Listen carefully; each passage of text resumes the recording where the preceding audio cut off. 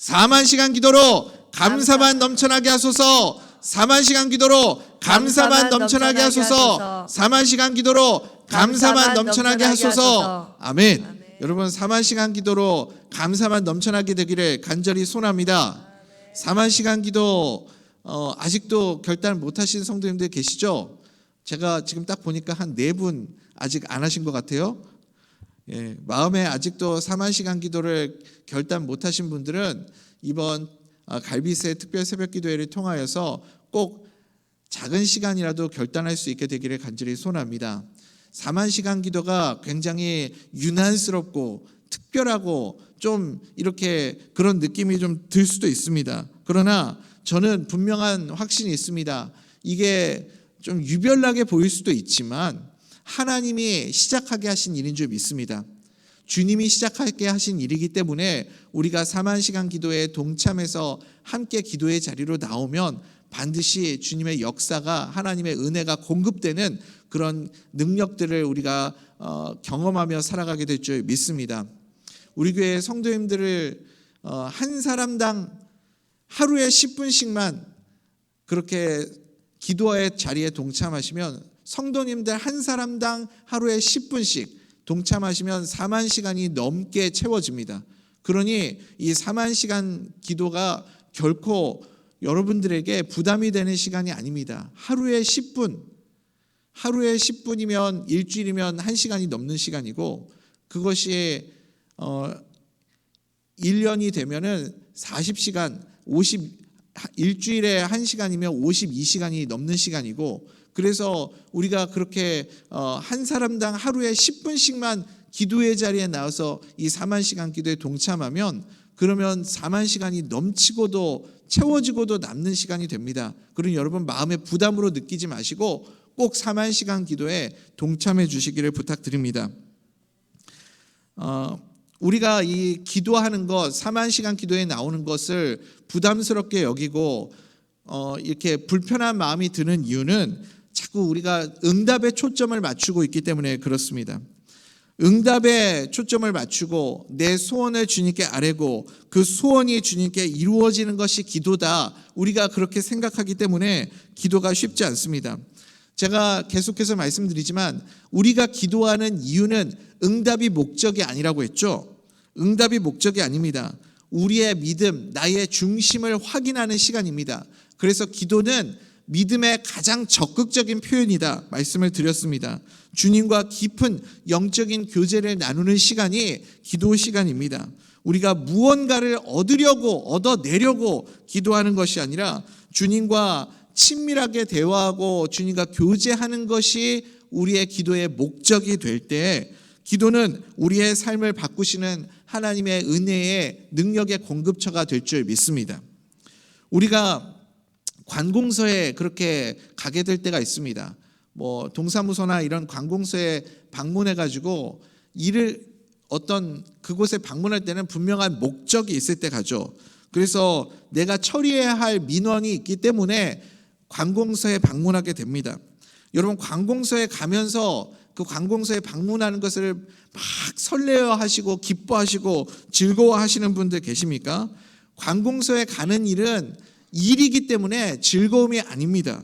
그래서 관공서에 가면서 기뻐할 일도 없고 내 일 처리가 끝나면 거기에 오래 머무를 이유도 없죠. 우리가 볼 일이 있으면 관공서에 가고 볼 일이 없으면 관공서에 갈 일도 없습니다. 아주 예전에는, 제가 아주 어렸을 때는 이제 한여름에 더우면 시원한 데가 없으니까, 제가 초등학교도 가기 전 얘기예요. 그때는 할 일이 없어도 은행 가서 앉아있고 그랬던 시절들도 있어요. 은행이 시원하니까. 그런데 지금은 그렇지 않잖아요. 지금은 할 일이 없는데 은행 가서 앉아있고, 할 일이 없는데 관공서에 가서 앉아있고, 그런 사람들은 없죠. 근데 우리가 주님 앞에 나올 때 꼭 마치 어디 동사무소에 방문하여서 우리의 민원을 처리하듯이 목적을 가지고 주님 앞에 나오시는 분들이 계십니다. 주님, 이 용무가 생겼습니다. 이 문제 해결해 주십시오 하면서 민원 처리하듯이 그렇게 이야기를 하는 거죠. 그러니까 자꾸 우리의 기도가 딱딱해지고 지루해지고 힘이 드는 겁니다. 우리가 기도하는 시간은 민원 처리하는 시간이 아니라 사랑하는 주님을 만나러 가는 시간인 줄 믿습니다. 사랑하는 사람, 내가 좋아하는 사람을 만나러 갈 때는 완전히 다른 분위기가 되죠. 우리가 내가 좋아하는 사람, 내가 사랑하는 사람을 만날 때는 특별한 용건이 없어도, 목적이 없어도 그 사람을 만나는 것 자체가 즐거움이지 않습니까? 그 사람과 함께 있는 시간이 즐거움이죠. 그래서 정한 시간이 지나고도 계속해서 교제하고 싶어하고 대화하고 싶어하고 그 정한 시간을 다 채우고도 모자라서 하다 못한 이야기는 또 전화로 이야기하자 하면서 그렇게 헤어지지 않습니까? 기도도 똑같습니다. 우리가 4만 시간 기도를 결단하면서 어떤 분들은 1시간 결단했으니까 1시간 기도하고 땡! 하고서는 자리에서 일어나시는 분들이 계세요. 시간을 채웠다는 거죠. 나의 할당량을 채웠다. 그런데 4만 시간 기도가 이렇게 의무처럼 느껴진다면 여러분, 우리는 제대로 된 기도를 하고 있는 것이 아닙니다. 오늘 우리가 읽은 창세기 22장 아브라함의 순종을 통하여서 우리는 진정한 기도의 모습이 무엇인지를 다시 한번 확인하는 시간 되기를 간절히 소원합니다. 오늘 우리가 읽은 창세기 22장에 없는 것이 한 가지가 있어요. 뭐가 없을까요? 우리가 지금 특별 새벽 기도의 주제가 뭐죠? 4만 시간 기도로 감사만 넘쳐나게 하소서인데, 아브라함이 지금 아들 이삭을 바치러 가는 이 장면 속에는, 이 사건 속에는 아브라함의 기도가 없습니다. 아브라함의 기도가 들어있지 않죠. 그래서 아니 오늘 본문하고 이 4만 시간 기도하고 도대체 무슨 관련이 있나, 이런 생각들을 하시는 분들이 계실 거예요. 오늘 그러나 이 본문 말씀은 기도가 어떤 것인지 우리에게 새로운 도전을 주는 말씀입니다. 하나님께서 아브라함에게 어떤 요구를 하셨어요? 아들 이삭을 이제 제물로 바치라, 그런 요구를 하셨습니다. 그때 아브라함은 한 번도, 오늘 본문 속에서 단 한 번도 하나님 앞에 하나님 이거는 아닙니다, 안 됩니다, 그럴 수 없습니다, 바칠 수 없습니다, 못해요, 이런 말 한 적이 없습니다. 하나님 제 아들만은 제발 살려주십시오, 이런 기도를 한 번도 하지 않았습니다. 오히려 아브라함은요, 순순히 하나님의 명령에 그대로 아무 반응하지 않고 그대로 순순히 순종하는 모습을 보게 됩니다. 그래서 아침에 일찍 일어나서 모리아산을 향해 가게 되죠. 아들 이삭을 번제로 바치기 위해서 모리아산을 올라가고 있는 그 아버지 아브라함의 심정이 여러분 이해가 되십니까?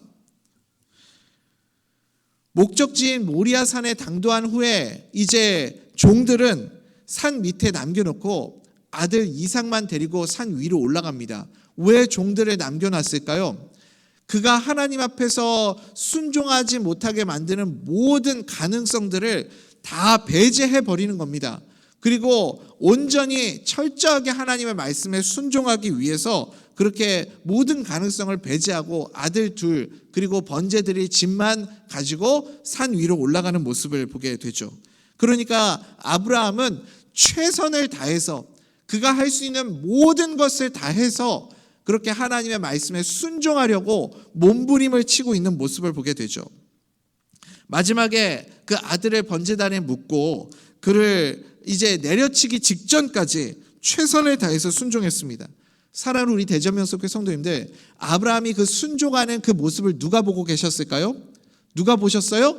하나님이 보고 계셨죠. 하나님이 다 지켜보셨습니다. 그 모든 과정을 다 지켜보셨고요. 물론 아브라함의 그 속 마음까지도 하나님은 다 알고 계셨습니다. 어떤 마음을 아브라함이 가지고 있었을까요? 아브라함의 속 마음은 어땠을까요? 차라리 내 생명을 하나님 앞에 드리고 싶을 만큼 그 자기 아들 이삭을 살리고 싶은 그 간절한 마음이 그 안에 있지 않았겠습니까? 아브라함의 진짜 속마음은 자기 아들을 대신해서 자기가 죽고 싶을 만큼 그 아들을 지키고 싶은 그 마음이 있었습니다. 사랑하는 우리 대전명석회 성도님들, 그러나 아브라함은 그 마음속에 무엇이 있었냐면 그 모든 상황 속에서 자신이 이해가 되지 않고 설명이 되지 않고 납득이 되지 않는 그 모든 상황 속에서 하나님을 철저하게 신뢰하는 믿음이 있었습니다. 우리가 4만 시간 기도를 이어가면서 우리에게 가장 필요한 것이 무엇일까요? 이 4만 시간 기도가 끊어지지 않고 중간에 포기하지 않고 계속해서 우리가 이 4만 시간 기도를 이어갈 수 있기 위해서 우리에게 가장 필요한 것이 무엇일까요? 다른 것 아닙니다. 어떠한 상황 속에서도 아브라함처럼 끝까지 철저히 하나님을 신뢰할 수 있는 믿음, 이것이 우리에게 요구됩니다. 그 하나님, 어떠한 상황 속에서도 하나님을 신뢰할 수 있는 믿음이 있을 때 우리는 어떠한 상황 속에서도 포기하지 않고 계속해서 지속적으로 이 4만 시간 기도를 이어가게 될 줄 믿습니다. 상황이 힘들어지면 포기하고, 내 삶이 바빠지면 포기하고, 또 다른 변수들이 생겨나면 포기하고, 그런 것들이 아니라 어떠한 상황 속에서도 우리는 이 하나님을 철저하게 신뢰하고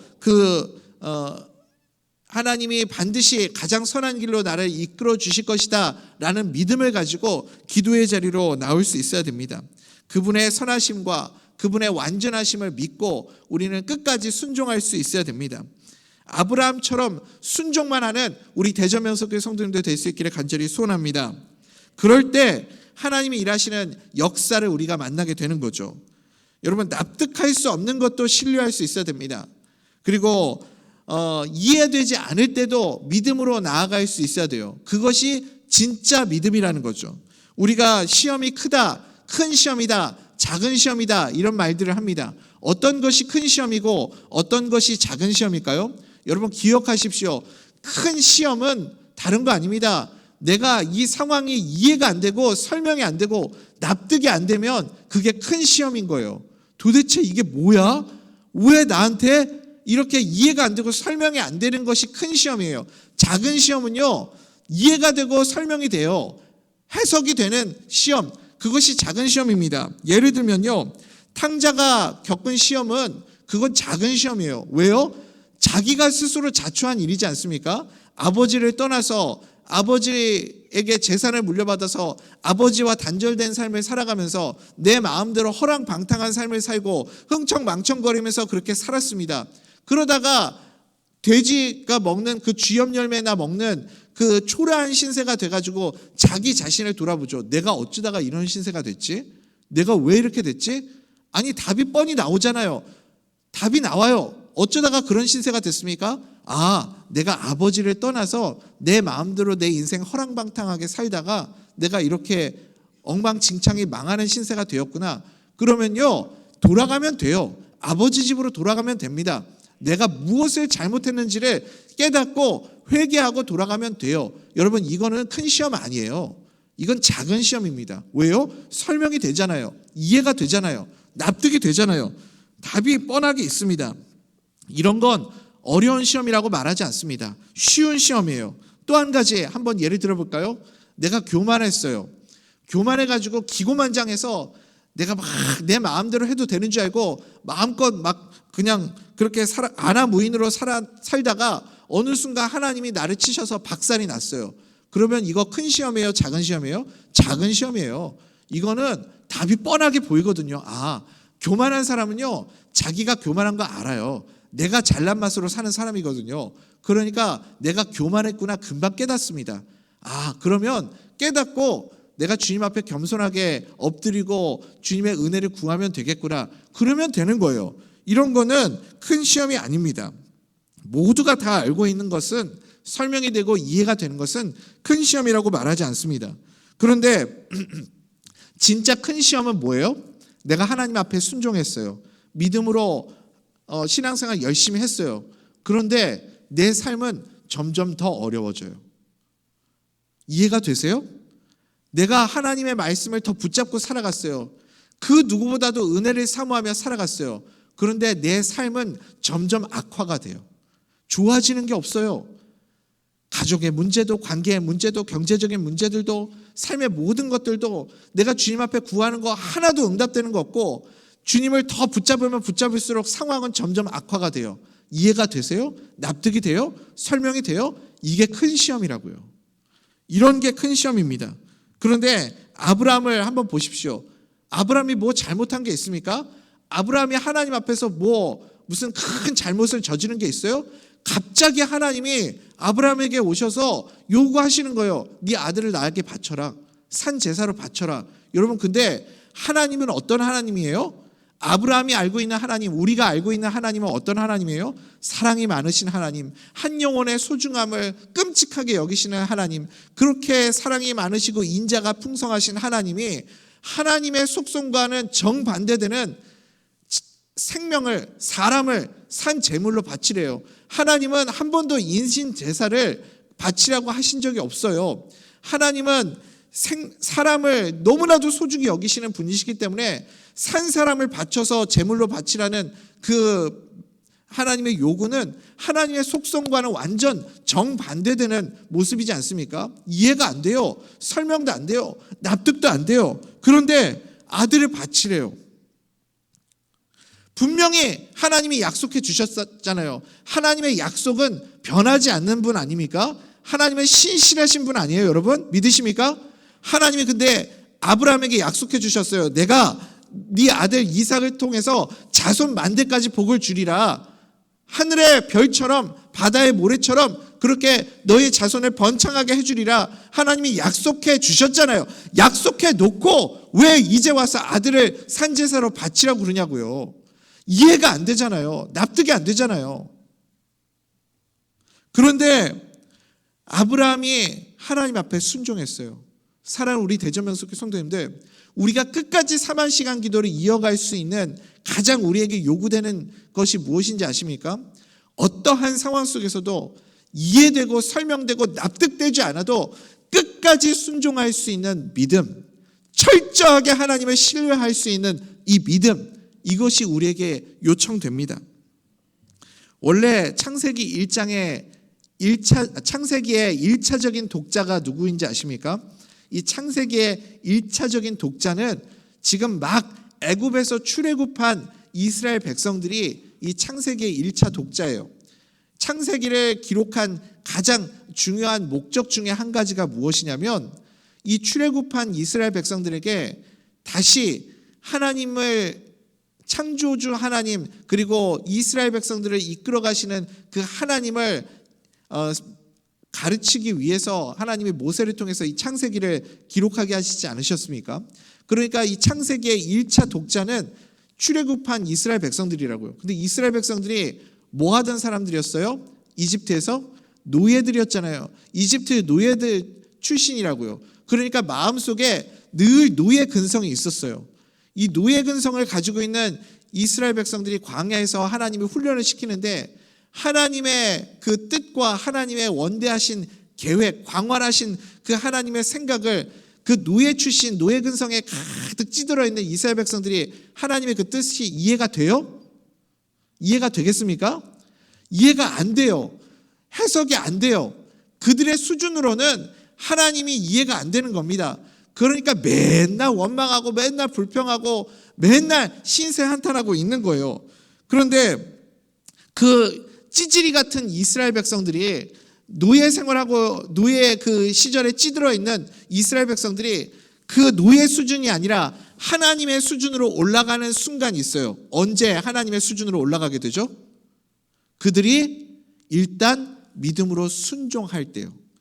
이해가 되지 않고 설명이 되지 않고 납득이 되지를 않아요. 그런데 몰라, 나는 모르겠고 하나님이 하라고 했으니까 일단 순종하자 하는 순간 하나님의 수준으로 올라가는 거예요. 여러분, 여리고성이 무너지는 거 이해가 돼요? 설명이 돼요? 해석이 돼요? 아니, 지금 무기 만들어가지고 훈련하고 전투를 해도 모자랄 판에 뭐 찍소리 하지 말고 그냥 뺑뺑 돌라고 하니까 미치고 환장하고 답답하죠. 그런데 그냥 도는 거예요. 그냥 하나님이 하라고 하니까 도는 거라고요. 순종하는 겁니다, 믿음으로. 그러면 하나님이 일하시는 거예요. 하나님의 수준을 보게 되는 겁니다. 내가 순종하지 않으면 평생 내 수준으로 사는 거예요. 나의 이성, 나의 생각, 나는 세상에서 제일 똑똑한 줄 알고 그러고 착각하고 살죠. 그런데 평생 내 수준으로 살아가요. 그런데 순종하는 순간 하나님의 수준으로 살아가는 믿음의 사람들 될 줄 믿습니다. 그러니까 사실 우리도 하나님 보시기에는 이스라엘 백성이나 우리나 큰 차이가 없어요.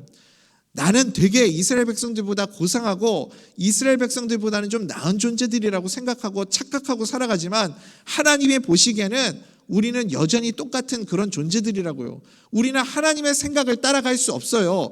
우리의 지식의 수준으로는 하나님의 뜻, 하나님의 생각, 하나님의 계획 다 헤아릴 수 없습니다. 그런데 언제 우리가 하나님의 수준으로 살아가게 돼요? 순종할 때요. 믿음으로 순종할 때요.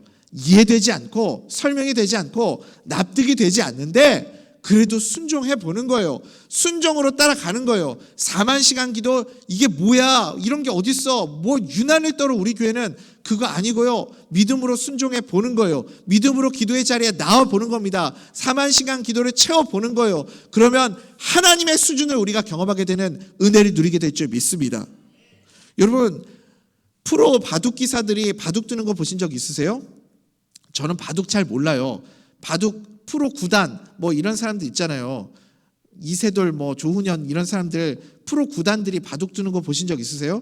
그 사람들이 돌을 이렇게 딱 하나 두는 그 돌을 둘 때 어떤 생각을 가지고 그 돌을 거기다가 두는지 이해되시는 분들이 있어요? 아, 저 사람이 이런 생각 몇 수 앞을 내다보고 여기다 돌을 이렇게 딱 두는구나. 거기까지 생각하고 그 바둑을 보시는 분들 계신가요? 저는 잘 몰라가지고 왜 저기다 두는지 이해가 안 돼요. 그리고 누가 와서 설명을 해줘도 아무리 설명을 해줘도 바둑을 모르니까 뭐 백날 설명을 해줘도 뭔 소린지 이해가 안 돼요. 우리가 그런 존재라고요. 우리가 하나님이 우리 앞에 어떤 일을 펼치실 때 우리는요 이해가 안 돼요. 도대체 왜 저러실까? 왜 이런 일을 나에게 허락하실까? 왜 하나님은 날 이렇게 힘들게 하실까? 나는 이해가 안 돼요. 암만 성령님이 설명해줘도 해석이 안 되고 이해가 안 될 때가 있어요. 그럴 때는 어떻게 하면 될까요? 그냥 믿음으로 순종하는 겁니다. 믿음으로 순종해서 기도의 자리로 나오시기 바랍니다. 시편 1편에 복 있는 사람에 대해서 소개하고 있죠. 시편 1편 우리가 제일 잘 아는 말씀 아닙니까? 복 있는 사람은 악인의 꾀를 쫓지 아니하며 오만한 자리에 앉지 아니하고 그리고 뭐예요? 죄인의 자리에 서지 않고 오만한 자리에 앉지 않고 뭐죠? 아, 갑자기 생각이 안 나네. 갑자기 여기 복 있는 사람은 악인의 꾀를 쫓지 않고 이렇게 말씀하지 않습니까? 복 있는 사람은 악인의 꾀를 쫓지 않고 악인의 꾀가 뭐죠? 악인의 꾀? 여기 이 악인의 꾀가 무엇이냐면 인간의 생각이라는 거죠. 사람의 생각. 그러니까 악한 사람들은 어떻게 사는 사람들이냐면 자기 꾀, 자기 생각, 자기 지식으로 살아가는 사람이에요. 잔머리 굴리면서 자기 꾀로 살아가는 사람들. 그러니까 내가 다른 사람들보다 좀 똑똑하다고 자기 잘난 맛에 사는 사람들이 있지 않습니까? 그런데 자기 꾀 굴리며 사는 사람들이 우리가 보기에는 좀 저 사람 그래도 되게 똑똑하다. 저 사람 진짜 잘났다. 그래가지고 우리가 보기에는 굉장히 잘 사는 것처럼 보이고 성공하는 것처럼 보이고 우리보다 앞서가는 것처럼 보일 수 있다는 거예요. 그럴 수 있다는 거예요. 그런데 길게 보면 장기적으로 보면 끝까지 가보면 그렇지 않다는 겁니다. 누가 승리해요? 어떤 사람이 승리해요? 악인들의 꾀로 살아가는 사람은 결국은 망하게 되어 있다. 그 말씀 아닙니까? 그 말씀이죠. 어떤 사람이 끝에는 마지막에는 승리합니까? 복 있는 사람이 어떤 사람이에요? 오직 여호와의 율법을 즐거워하며 묵상하는 자로다. 오직 여호와의 말씀을 즐거워하며 끝까지 순종하는 자, 끝까지 그 말씀을 붙잡고 사는 자가 마지막에는 승리하게 되는 줄 믿습니다. 그게 어떤 사람이라고요? 복 있는 사람이라고요. 그러니까 하나님의 말씀을 끝까지 순종하는 자가 복이 있다. 그 말씀 아닙니까? 그래서 인생을 살다 보면요, 자기 꾀로 사는 사람들 단기적으로 볼 때는 성공하는 것 같이 보여요. 승리하는 것 같이 보여요. 장기적으로는 순종하는 사람이 반드시 이기게 되어 있습니다. 여러분 진짜 지혜로운 사람 되시기 바랍니다. 자기 꾀로 사는 사람이 아니라 지혜로운 사람, 복 있는 사람 되시기 바랍니다. 어떤 사람이 지혜로운 사람, 복 있는 사람이에요? 하나님의 말씀 붙잡고 끝까지 순종하는 사람입니다. 그러므로 우리 사랑하는 대전명석교회 성도님들, 우리가 신앙생활 하면서 내가 신앙생활 하면 상황이 좋아지고 형편이 좋아지고 관계가 좋아지고 우리의 가정의 삶이 넉넉해지고 풍요로워지고 그럴 수도 있지만 내가 신앙생활 오래 하면 오래 할수록 오히려 상황이 더 악화될 수도 있습니다. 그럴 때 납득이 안 되죠. 이해가 안 되죠. 해석이 안 되죠. 그런 일들이 우리는 더 많아질 거예요. 그럴 때 혼돈이 오는 게 아니라 깨달아야죠. 무엇을 깨달아야 될까요? 더 하나님의 수준으로 나를 업그레이드를 하려고 하시는구나. 지금 나의 수준으로 살게 만드시는 게 아니라 이 시간들을 통해서 내가 하나님의 수준으로 살아가게 만드시는구나. 이것을 깨달을 수 있어야 됩니다. 그래서 믿고 순종할 수 있어야 되겠죠. 아브라함 수준의 그 놀라운 일들을 우리가 경험할 수 있게 되기를 간절히 소원합니다. 아브라함도요, 이해 안 됐어요. 해석 안 됐어요. 그렇지만 믿음으로 순종했습니다. 끝까지 그냥 주님 앞에 나아갔어요. 주님이 하라는 대로 순종했어요. 그랬더니 어떤 일이 벌어졌어요? 하나님이 숫 양을 준비해 주셨죠. 이게 하나님이 일하시는 것 아닙니까? 하나님이 모든 것을 다 준비하셨다. 그게 뭐예요? 여호와 일이 아니에요? 하나님이 모든 것을 다 준비하셨다. 그러니까 우리가 아무리 상황과 문제를 파악한다 할지라도요, 우리에게는 사실 문제 해결 능력이 없어요. 그렇지 않습니까? 많은 사람들이 나 스스로가 내 인생의 문제를 해결할 방법이 없으니까 고작 인간이라는 존재가 할 수 있는 방법이 뭐냐면 그냥 덮어놓고 잊고 사는 거예요. 그러니까 너무 괴롭고 힘드니까 세상 사람들이 뭐예요? 술 마시고 잊어버리고 막 그렇게 하려고 하지 않습니까? 어떤 분들은요, 인생에 답이 없으니까 자꾸 문제를 회피하려고 해요. 인간은 여러분 죄의 문제 해결할 수 있어요? 해결할 수 없어요. 구원의 문제 해결할 수 있어요?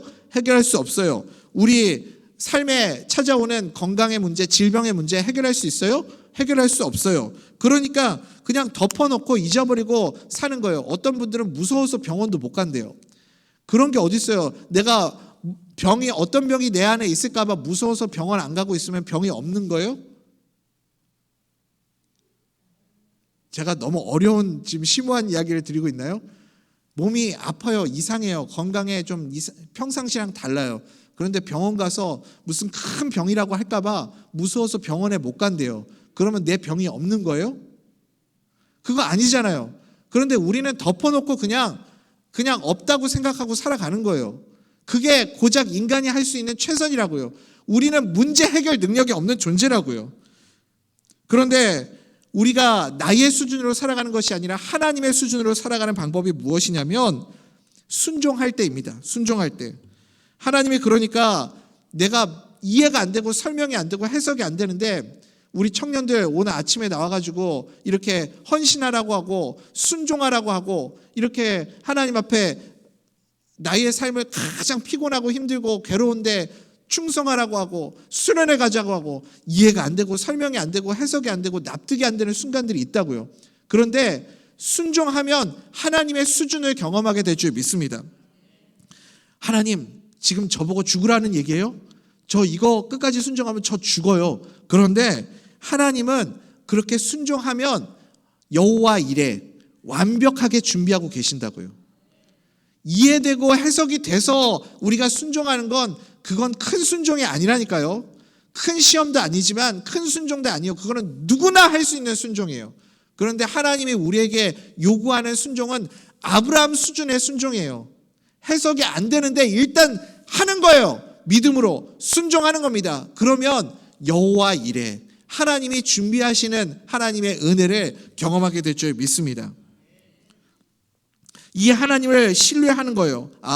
하나님을 신뢰하고 나가면 4만 시간 기도 순종해서 기도의 자리로 나가면 하나님이 나머지는 다 준비하고 계시는구나. 이 신뢰를 가지게 되기를 간절히 소원합니다. 반드시 모든 것은 하나님이 준비하시는 것이기 때문에 그렇기 때문에 우리는 그냥 순종하기만 하면 되는 거예요.